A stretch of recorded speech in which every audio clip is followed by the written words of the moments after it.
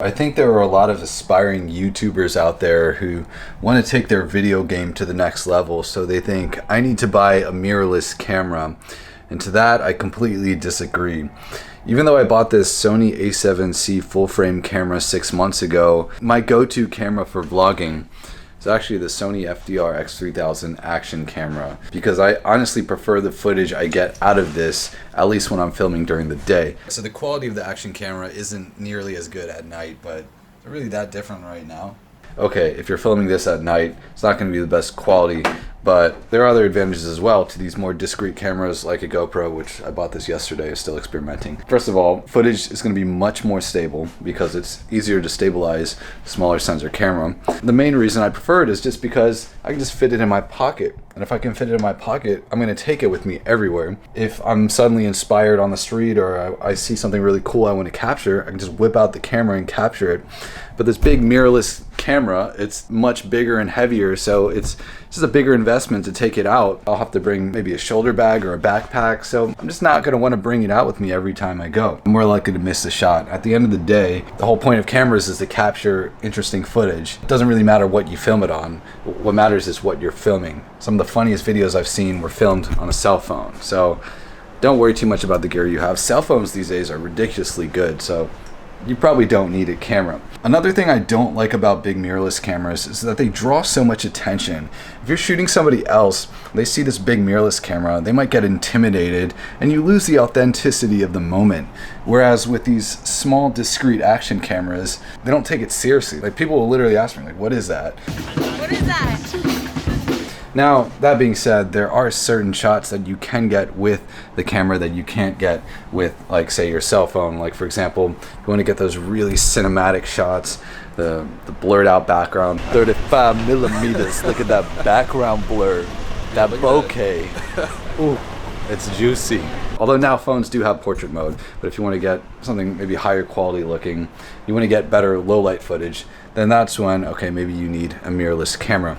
At that point, though, then you have to decide, okay, which company do I want to go with? Sony, Canon, Panasonic, Fujifilm, Nikon, and then within those companies, which camera to get. Now, those are topics for whole other videos, but just to briefly summarize it, though, at least from my research, it seems like Sony is the best when it comes to low light, the worst when it comes to stabilization, and the best or among the best when it comes to autofocus, with Canon maybe being at the same level when it comes to autofocus. Panasonic has the best stabilization, but the worst low light and the worst autofocus. Fujifilm is kind of in between.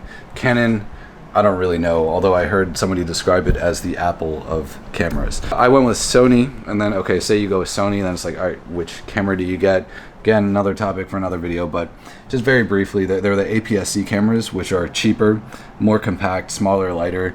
Honestly, the quality is like just about as good. It's not really that different, but you will get better quality for the full-frame cameras, but it's going to be bigger and more expensive. So within the full-frame cameras, there are the R series, which are for photography, higher megapixel count, and then there's the S series, which are for video, and then there's the A7 III, A7C are like the hybrid. The A7C is basically a more compact A7 III. So I went with the A7C.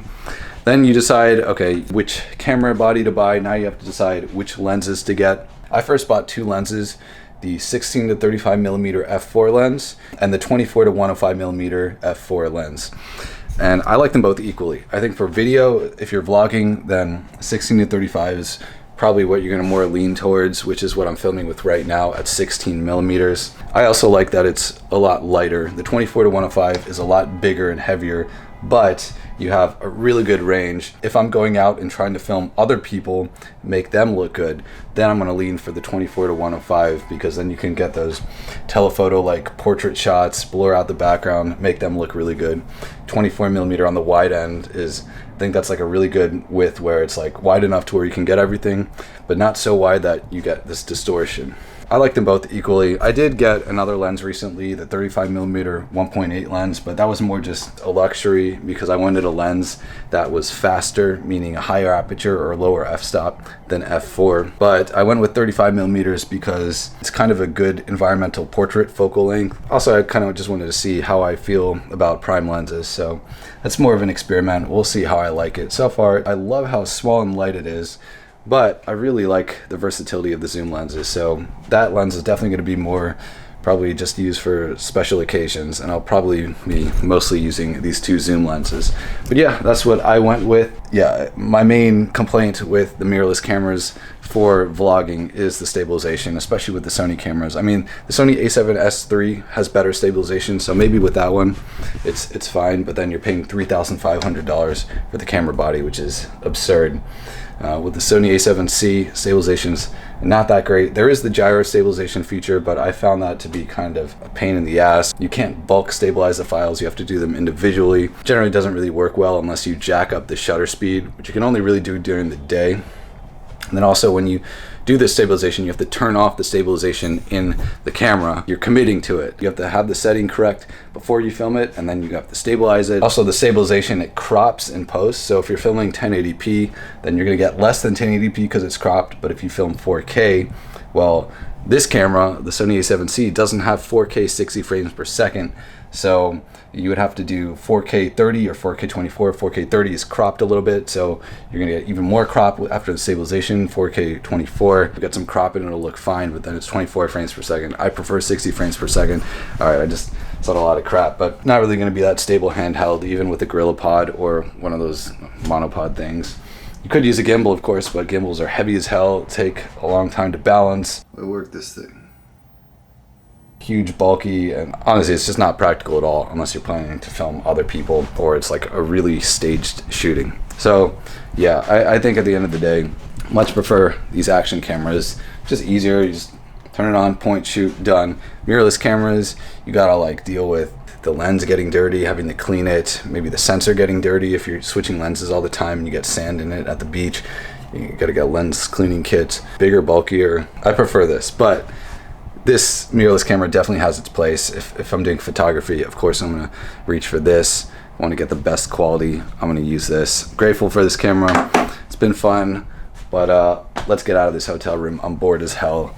All right, I'm done here. Hope this was helpful. Let me know what you use and what you think of my setup, and yeah, your thoughts. All right, till next time, peace. dispersed.